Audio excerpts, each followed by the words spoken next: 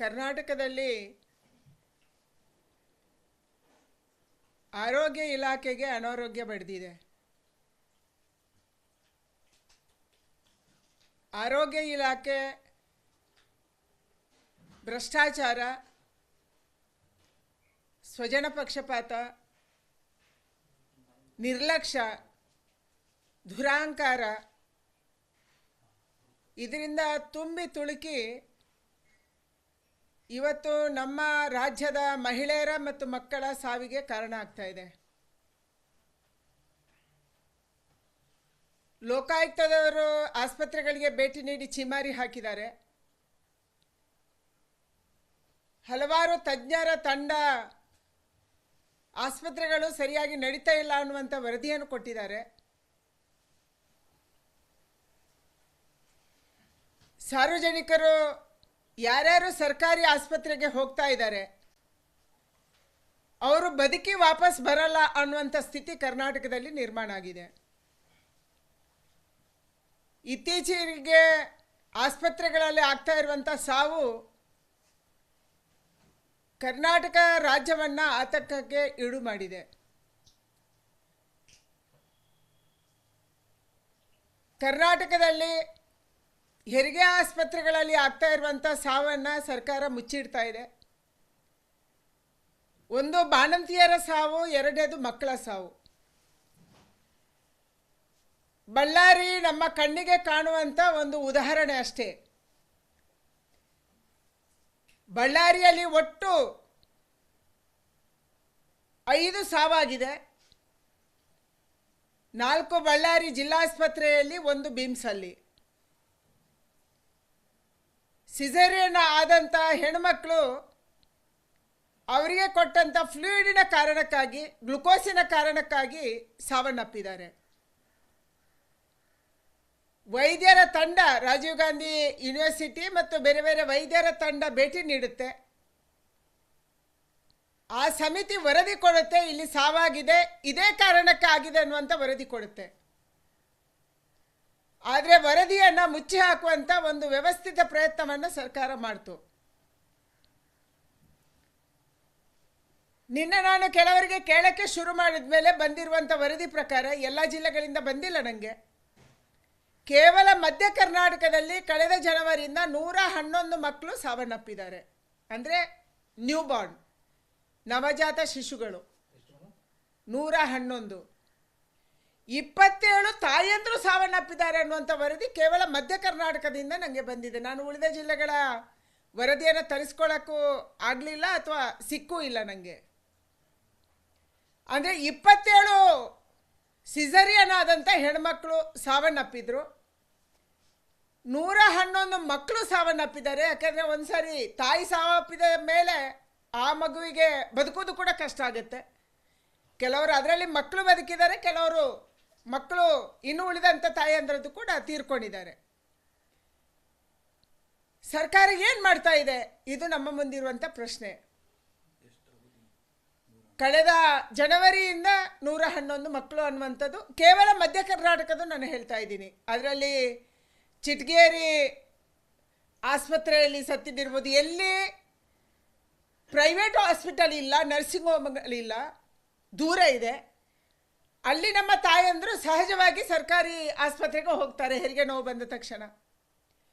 ಎಲ್ಲಿ ಸರ್ಕಾರಕ್ಕೆ ಅವಲಂಬನೆ ಆಗಿದ್ದಾರೆ ಅಂಥ ಮಧ್ಯ ಕರ್ನಾಟಕದ ಭಾಗದ್ದು ನಾನು ಹೇಳ್ತಾ ಇದ್ದೀನಿ. ಚಿಟಗೇರಿ ಆಸ್ಪತ್ರೆ ಒಂದು ಉದಾಹರಣೆ. ಅದರ ಅಕ್ಕಪಕ್ಕದಲ್ಲಿ ಯಾವುದು ಖಾಸಗಿ ಆಸ್ಪತ್ರೆ ಇಲ್ಲ, ಅದಕ್ಕಾಗಿ ಜನ ಅಲ್ಲಿ ಹೋಗ್ತಾರೆ. ಅಂದರೆ ಕರ್ನಾಟಕ ರಾಜ್ಯ ಸರ್ಕಾರ ಇವತ್ತು ಏನು ಮಾಡ್ತಿದೆ ಅನ್ನುವಂಥ ಒಂದು ದೊಡ್ಡ ಪ್ರಶ್ನಾರ್ಥಕ ಚಿಹ್ನೆ ನಮಗೆ ಬಂದಿದೆ. ಯಾವ ಪಶ್ಚಿಮ ಬಂಗ ಫಾರ್ಮಸ್ಯೂಟಿಕಲ್ಸ್ ಇದ್ದಾವೆ, ಕಂಪನಿ ಇದೆ. ಈ ಕಂಪನಿ ಇವರಿಗೆ ರಿಂಗ್ ಲ್ಯಾಕ್ಟೇಟ್ ಫ್ಲೂಯಿಡನ್ನು ಸಪ್ಲೈ ಮಾಡುತ್ತೆ, ಗ್ಲುಕೋಸನ್ನು ಸಪ್ಲೈ ಮಾಡುತ್ತೆ. ಇದನ್ನು ಕೇಂದ್ರ ಸರ್ಕಾರ ಬ್ಯಾನ್ ಮಾಡಬೇಕು ಅಂತ ಹೇಳಿದೆ. ಈ ಒಂದು ಯಾವ ಬ್ಯಾಚ್ ನಂಬರ್ 2ದು ರಿಂಗ್ ಲ್ಯಾಕ್ಟೇಟ್ ಫ್ಲೂಯಿಡ್ ಇದೆ ಅಥವಾ ಗ್ಲುಕೋಸ್ ಇದೆ, ಇದನ್ನು ಬ್ಯಾನ್ ಮಾಡಬೇಕು ಅಂತ ಹೇಳಿದ ಮೇಲೆ ಕೂಡ ರಾಜ್ಯ ಸರ್ಕಾರದ ಒಂದು ಬಾರಿಯ ಸುತ್ತೋಲೆ ಹೋದ ಮೇಲೆ ಕೂಡ ಆಸ್ಪತ್ರೆಗಳಿಗೆ ಇದು ಹೇಗೆ ಬಂತು?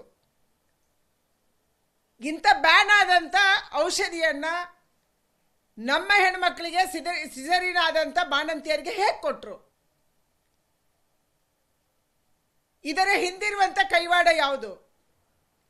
ಯಾವ ಫಾರ್ಮಸ್ಯೂಟಿಕಲನ್ನು ಇವತ್ತು ನಾನು ನಿನ್ನೆಯಿಂದ ಗೂಗಲಲ್ಲಿ ನೋಡ್ತಾ ಇದ್ದೀನಿ. ಆ ಕಂಪನಿಯ ಡೈರೆಕ್ಟರ್ ಯಾರು, ಆ ಕಂಪನಿಯ ಹಿನ್ನೆಲೆ ಏನು, ಇದು ಯಾವುದು ನಮಗೆ ಕರೆಕ್ಟಾಗಿ ಸಿಗ್ತಾ ಇಲ್ಲ.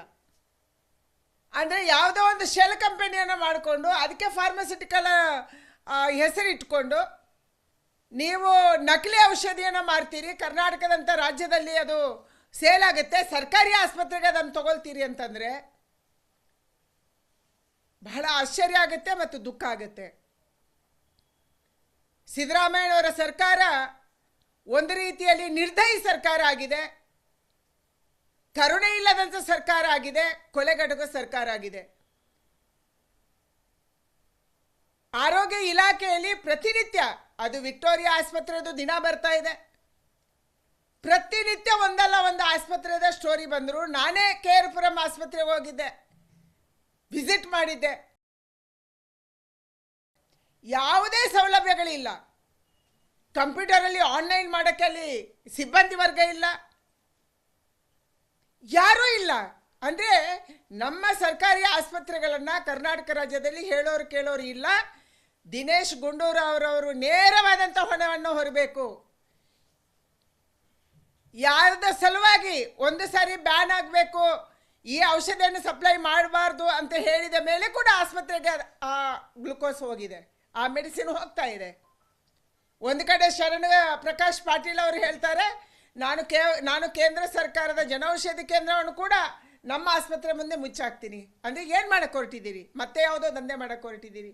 ಇನ್ಯಾರಿಗೋ ಅದನ್ನು ಟೆಂಡರ್ ಕೊಡೋಕ್ಕೆ ಹೊರಟಿದ್ದೀರಿ? ಇನ್ಯಾವುದೋ ಶೆಲ್ ಕಂಪನಿ ಥರದ ಕಂಪನಿಗೆ ಟೆಂಡರ್ ಕೊಡೋಕ್ಕೆ ಹೊರಟಿದ್ದೀರಿ? ಕೇಂದ್ರ ಸರ್ಕಾರ ಕೊಡುವಂಥ ಜನೌಷಧಿಯನ್ನು ತಗೊಳ್ಳೋಕ್ಕೆ ನೀವು ರೆಡಿ ಇಲ್ಲ, ಸೌಲಭ್ಯಗಳನ್ನು ತಗೊಳ್ಳೋಕ್ಕೆ ರೆಡಿ ಇಲ್ಲ. ನೀವೇ ಸ್ವಂತ ಟೆಂಡರ್ ಕರಿಬೇಕು, ಯಾವುದಾದ್ರೂ ಭ್ರಷ್ಟಾಚಾರ ಮಾಡಬೇಕು, ಅದರಲ್ಲಿ ಪರ್ಸೆಂಟೇಜ್ ಹೊಡಿಬೇಕು.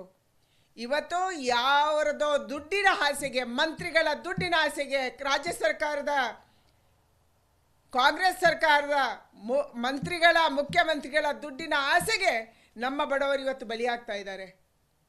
ಆತಂಕ ಆಗಿದೆ ನಮಗೆ.